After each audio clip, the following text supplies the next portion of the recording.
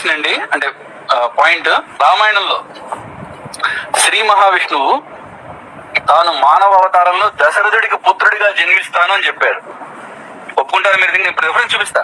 దీనికి నా ప్రశ్న, బైబిల్లో యెహోవా ఎక్కడైనా సరే తాను మానవుడిగా పుడతాడని గాని లేదా తన కొడుకును పంపిస్తాను కానీ చెప్పాడు ఎప్పుడైనా? నెక్స్ట్, దశరథుడు శ్రీరాముడిని నా పుత్రుడు అని ఎన్నోసార్లు చెప్పాడు. నా పుత్రుడు చాలా చిన్నపిల్ల, ఇది విశ్వామిత్రుడు వచ్చినప్పుడు నా పుత్రుడు, నా రాముడు చాలా చిన్న పిల్లవాడు, నీతో పంపించలేను అని ఎన్నోసార్లు చెప్పాడు. ఇట్లా నా పుత్రుడిని అడవులకు పంపించొద్దు.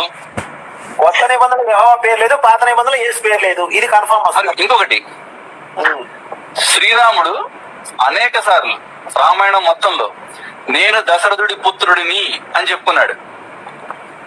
దశరథుడు చెప్పాడు. యేసు ఎక్కడైనా ఒక్కసారైనా నా తండ్రి యెహోవా అని చెప్పాడా? బైబిల్ ఈ 3 ప్రశ్నలు నా ఛాలెంజ్ సార్. ఈ పనికిమాలినాడు కానీ ఎవరైనా సరే ఈ 3 ప్రశ్నలకు సమాధానం చూపించాలి వాళ్ళ పుస్తకం నుంచి. నేను నా పుస్తకం నుంచి నేను చూపిస్తా. 2-3 ప్రశ్నలకి ఒకటే సమాధానం అండి.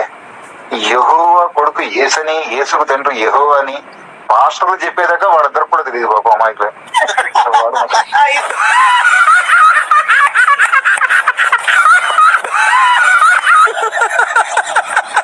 వేసేసాడు, బాగా వేసేసాడు.